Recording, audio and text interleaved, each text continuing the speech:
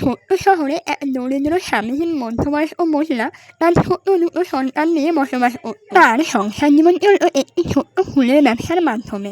সেই শহরের একটি উচ্চবিত্ত প্রভাবশালী মানুষের বাড়ির সামনে বসে তিনি ব্যবসা করতেন। তবে এত সহজ ছিল না সেই মধ্যবয়স্ক মহিলার কর্মজীবন।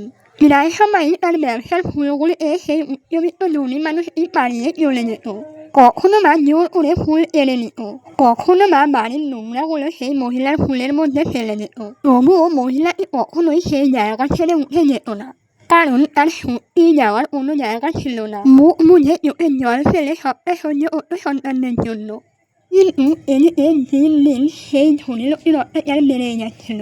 একদিন ধনী লোকটি তার অত্যাচারে চরম সীমা অতিক্রম করলো। কি করলো জানেন? সেদিন মহিলাটি তাড়াহুড়ো করে এসে সবে ফুলগুলো নিয়ে বসেছিল, আর সেই ধনী লোকটি এসে তার সমস্ত ফুলগুলো পাড়িয়ে পেছনে ড্রেনের জলে ফেলে দিল। মহিলাটির সন্তানদের একটা গোটা দিনের মুখের ভাত নষ্ট করে দেয় সেই ধনী মানুষটি। মহিলাটি সেদিন খুব কেঁদেছিল। তারপর কি হলো জানেন? সেদিন রাতে ধনী মানুষটির পুরো বাড়িটা শর্ট সার্কিটে পুড়ে নষ্ট হয়ে যায়, সাথে তার ব্যবসার ফ্যাক্টরিও।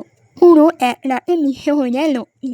আর খাওয়ার মতো একটি জলের গ্লাসও ছিল না তার কাছে।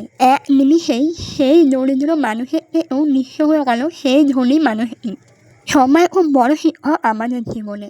কর্ম আমাদের দাঁড়িয়ে রাখে আমরা আরও কত নিচে নামতে পারি। একটা সময় পর্যন্ত কর্ম আমাদের সুযোগ দেয়।